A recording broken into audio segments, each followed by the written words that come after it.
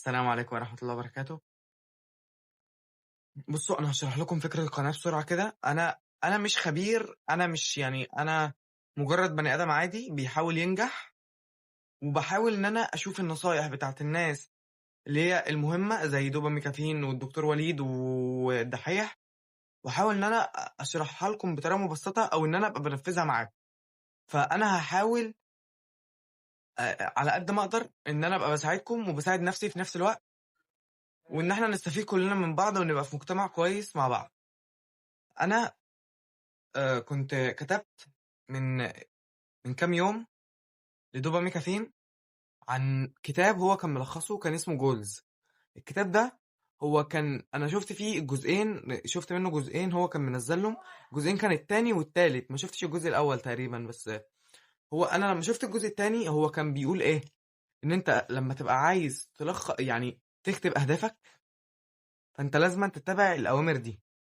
هما كانوا 5 اوامر. ال5 اوامر كانوا بيقولوا ان انت تجيب ورقة فاضية وتكتب فيها كل اهدافك كلها. فانا فعلا جبت ورقة وكتبت فيها بتاع 30 40 هدف. ال 30 40 هدف هو قال السؤال التاني بقى كان ان انت تحلل الاهداف دي بالاسئلة، تحللها بالاسئلة، تقول انا ليه عايز اعمل الحاجة دي، اللي هو لماذا، ليه انا عايز اعمل الحاجة دي. والسؤال التاني هو هل الهدف ده حقيقي وقابل للتحقيق. معنى اصح، انا لما يعني انا ما كنتش فاهم يعني ايه حقيقي وقابل للتحقيق دي. بس لما هو قال ايه، لما هو قال ان ممكن يكون مثلا واحد عنده 30 سنة وكاتب ان هو مثلا عايز يبقى لعيب كورة او احرف لعيب كورة في العالم او مثلا مش عارف ايه، فانت سنك 30، فهي مش كويسة او مش هتعرف تعملها في السن ده. فاهمني؟ فهي فعلا لقيت ان فعلا هيك كده في معلومة ان انت قابل للتحقيق او غير قابل للتحقيق. السؤال الثالث، هل يعتمد التحقيق بتاع الهدف ده على الحظ؟ يعني ان انا عشان اعمل الهدف ده انا محتاج الحظ. هو لما دوبا ميكافين قالها، قال على اليانصيب، برغم ان هو حلال او حرام، قال ان ده حاجه بتعتمد على الحظ. فهو الفرق ان انت هنا بتعتمد على الحظ او ما بتعتمدش على الحظ. والسؤال الرابع، هل الهدف دوت يعني هل الهدف ده مفيد ليا انا واللي حواليا ولا لا. يعني دي معلومة مفيدة جدا، ان انت لازم الهدف اللي انت هتبقى بتعمله ده مفيد. ما هيبقاش هدفك حاجة وحشة، مثلا ان انت تروح تشرب سجاير او ان انت تعمل حاجة وحشة تغضب ربنا عليك يعني. السؤال الخامس، هل الهدف ده يبعدني ام يقربني لغايتي. الغاية هو الطريق اللي انت عايز توصل له، مثلا في سن ال40. انت عايز في سن ال40 او ان انت تبقى خلاص انت في سن ال40 اهو، وفاتح شركتك او مثلا متجوز ومخلف، او مثلا ليك هدفك وغايتك اللي انت عايز تحققها في السن المعين، وانت خلاص قربت توصل للسن ده. فلازم تبقى الهدف ده بيساعدك. ما تبقاش مثلا انت عايز تدخر فلوس عشان مثلا تجوز ابنك، في نفس الوقت تبقى انت بتروح تصرف فلوس في حاجات ملهاش لازمة. فهو ده اللي انا فهمته يعني. بعد كده تالت حاجة، ان انت هتبدأ ان انت تشيل الاهداف الجيدة وابقي العظيم. يعني معنى اصح، ان انا دلوقتي احنا كتبنا الاهداف وبعد كده حللنا الاهداف، بعد كده بقى هنشيل الاهداف اللي احنا شايفين ان هي ممكن تكون جيده عشان احنا عايزين نتفرغ للعظيم. ده اللي دوبا ميكافين قاله. المعلومه الرابعه، ان انت تختار افضل اربع اهداف. هم دول اللي انت يعني هتبقى زي ما تكون كده مبروزهم قدامك، اللي هو انت عارف ان انت بتشتغل عشان تعمل ال4 اهداف دول، ايا يكن هم ايه، بس هم حاجه مهمه ليك دونا عن اي حد. انت ما يفرقلكش اي حد، انت ما يفرقلكش غير ربنا ثم انت بس. ما يفرقش معاك حد بجد يعني. لازم تختار ال4 اهداف اللي انت عايز تشتغل عليهم لمده سنه، لمده سنتين، لمده 4 سنين، لمده 20 سنه، انت حر. بس تبقى عارف ان انت دلوقتي شغال عشان تعمل الاهداف دي، مش عشان تعمل حاجه تانية. انت دلوقتي عايز تحقق اهدافك انت. الحاجه الخامسه هو ان انت توازن ما بين اهدافك في غاياتك، زي الدين والمال والعيله والاجتماعيه.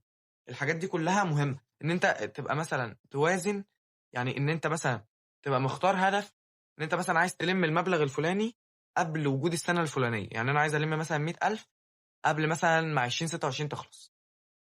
طب ما انا لازم هنا اتعلم الادخار بقى، وابدا ان انا استثمر، اشوف ازاي هقدر ان انا اجمع، اشوف برضه ما تحطش خطط تبقى انت شايف ان هي انت مش هتعرف تحقق.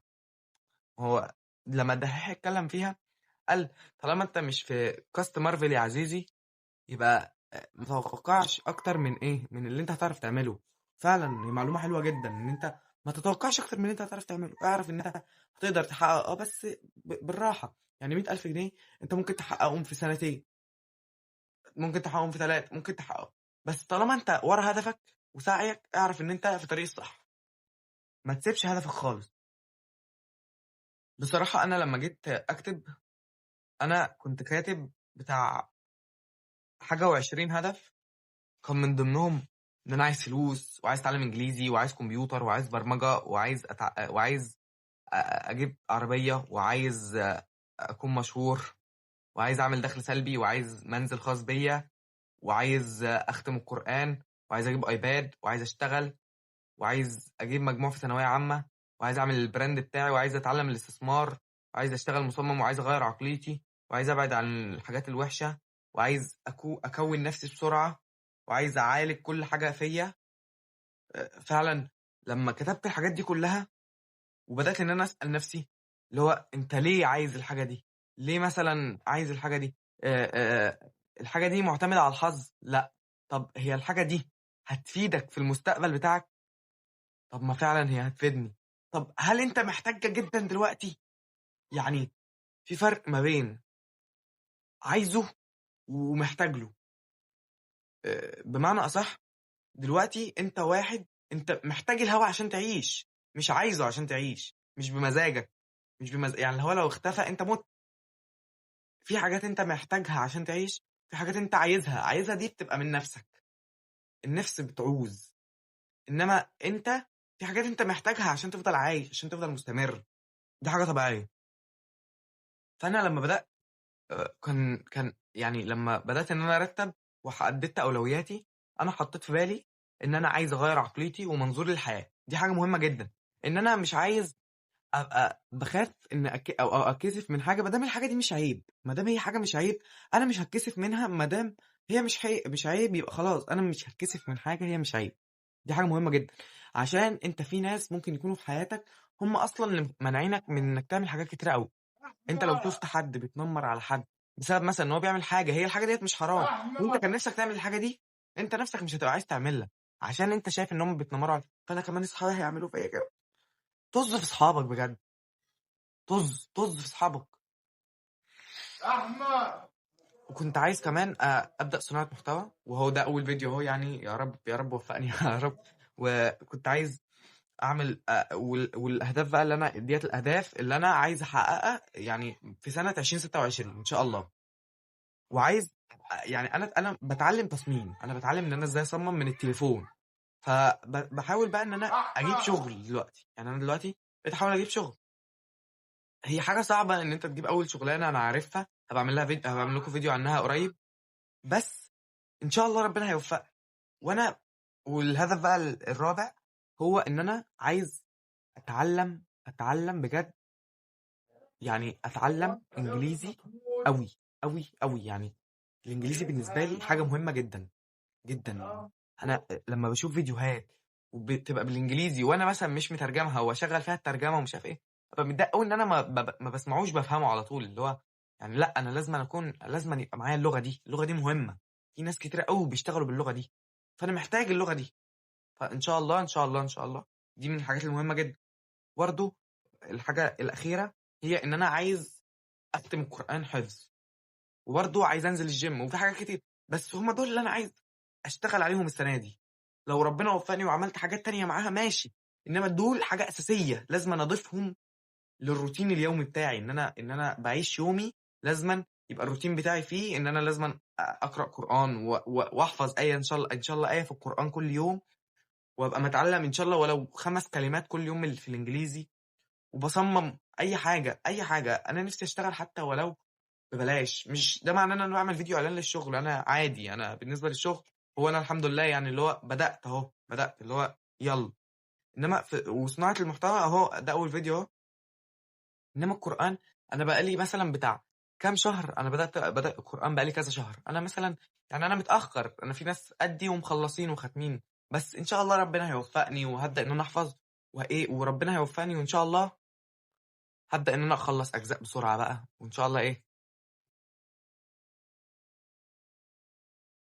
وإن شاء الله ربنا هيوفقني في حفظ القرآن، وكمان إن شاء الله ربنا يوفقني في الإنجليزي وفي صناعة المحتوى، وفي إن أغيّر نظرتي للعالم، إن أنت ما تشوفش حاجة حرام فعلًا وهي حلال يعني أنا مش حرام إن أنا أعمل محتوى، مش صعب، ما دام أنا يعني ما فيش حاجة خلاص، إيه بقى اللي يضايقك؟ طز في الناس بجد، يعني بجد من أهم الحاجات اللي أنا عرفتها السنة دي. معلش يا جماعة بس قطعت ثواني. دلوقتي إحنا اتكلمنا عن الأهداف اللي أنا عايز أحققها. أنا عايز كل واحد فيكم يعمل الحوار ده بجد، إن هو يجيب ورقة فاضية ويبدأ إن هو بيكتب فيها الحاجات اللي هو عايز يحققها، ويبدأ إن هو يشوف ويسأل نفسه الأسئلة اللي أنا قُلتها لكم، اللي هي بتاعة ليه عايز تحقق الحاجة دي، وهل هو أنت ينفع تحققه في السن اللي أنت فيه أو لأ، وهل يعتمد تحقيقه على الحظ، دي حاجة لازمًا عشان أحقق إن أنا يبقى عندي حظ، وهل الهدف ده مفيد ليّا وللي حواليّا والّا لأ، وهل الهدف ده يبعدني أو يقرّبني للغاية بتاعتي، الهدف الرئيسي اللي أنا عايز أوصل له كمان 20 سَنة مثلًا. فأنا عايزكم بجد تبدأوا تعملوا حاجة زي كده، لإن دي حاجة مهمة جدًا، وأشوفكم في فيديو جديد وسلام.